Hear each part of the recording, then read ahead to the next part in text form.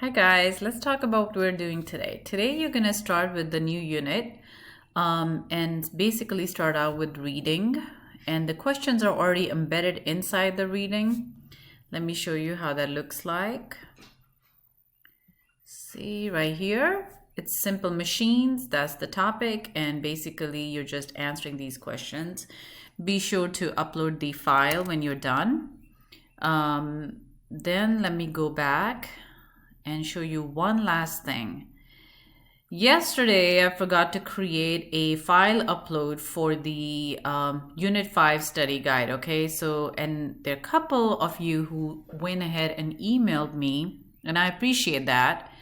So, here's a reminder that please upload Unit 5 study guide in the Unit 5 study guide folder, all right? So, I went ahead and created a file upload space for you.